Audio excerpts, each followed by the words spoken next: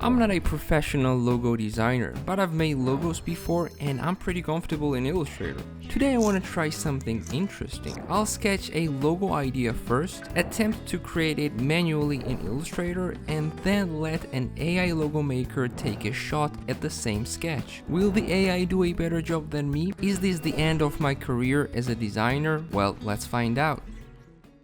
Alright, I'm here in Photoshop and I have this idea to create an abstract logo of a bird. Not too hard, not too easy, just something trendy and modern, I guess. So let's start sketching. By the way, it doesn't have to be fancy, just enough to get the concept across clearly. I'm doing this with a normal brush tool, nothing special here. I'm just gonna roughly sketch the body. This pointy stuff's supposed to be feathers, by the way. Now I'm gonna make the brush a bit bigger and fill up the inside. There we go, pretty easy process so far. I'm just gonna do it and refine the edges later. Okay, let's paint the eye with white color. Alright, this should be enough, so let's drop this into Illustrator. I'm gonna build the logo using simple shapes like circles, that's something I've done before, and refine it with the shape builder tool. Keep in mind that I'm not amazing when it comes to logos, but generally I'm decent in Illustrator, I think. So I'm gonna use a lot of ellipse tools in this one and I hope I don't get lost. Let's make it a stroke and change the color to red.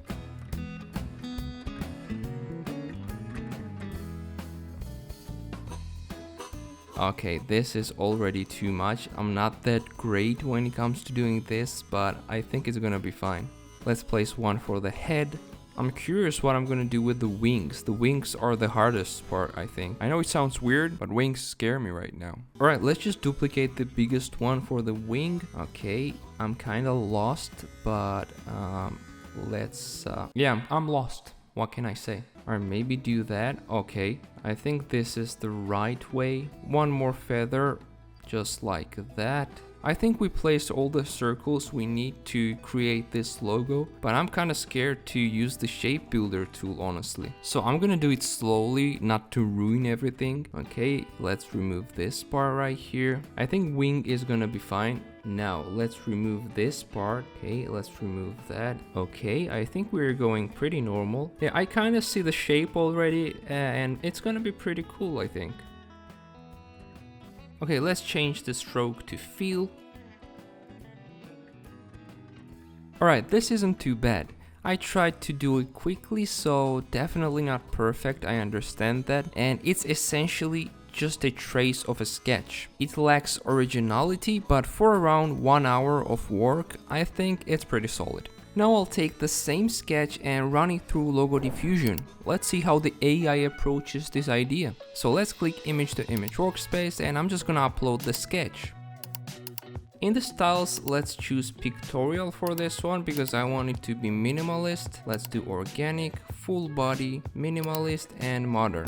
I'm gonna use image colors because I want it to be blue, but let's set it to around 7. Let's set the image strength to around 5 because I don't want it to get too inspired from my rough sketch. And I'm also looking for some unique ideas as well. In the prompt, I'm simply gonna say minimalist logo of a bird flying. Pretty straightforward, I think it looks perfect, so let's click generate.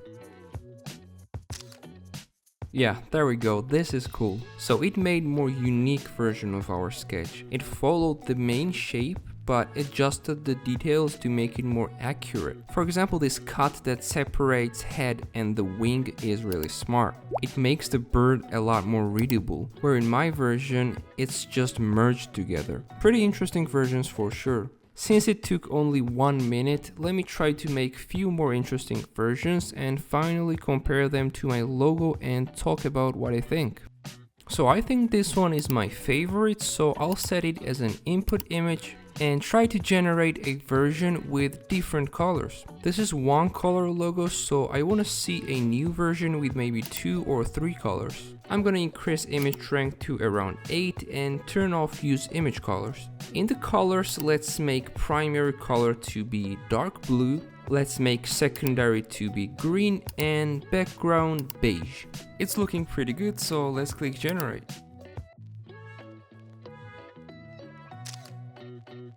Wow, interesting approach. Really interesting actually. I see two problems, but it's nothing major. One of them doesn't have a beak, which makes it unusable, and on two versions it made dark blue background instead of beige. But honestly, it's nothing because it's really easy to change. I love how it integrated colors so smoothly. If you noticed, it didn't change the shape on this one.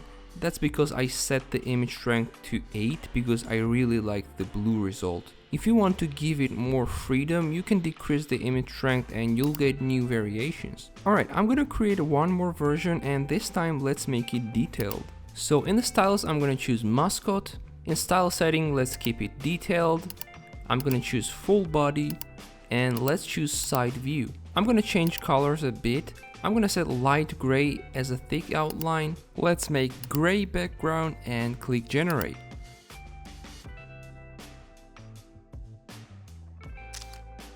There you have it, our logo in Mascot style. So it basically took our simple logo, followed the shape, but changed the style and colors. It also added details, shadows and highlights. As you see, wings are a lot more detailed, as well as beak, eyes, and in general it's a lot more detailed. I'm gonna download vector files for the logos I generated, and let's compare them to my logo and I'll tell you what I think.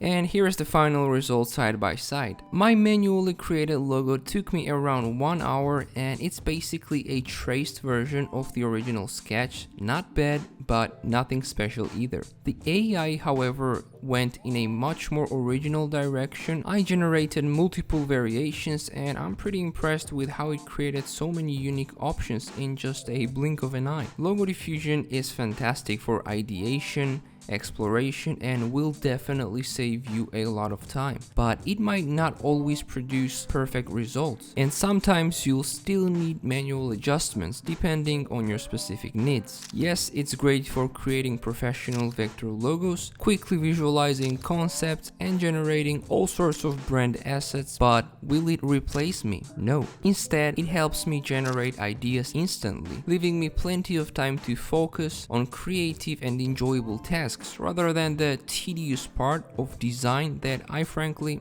do not enjoy. I hope you found this video interesting. Let me know in the comments what you think about this topic. It was a pretty cool experiment in my opinion. As always, thanks for watching, and I hope I'll see you in the next video.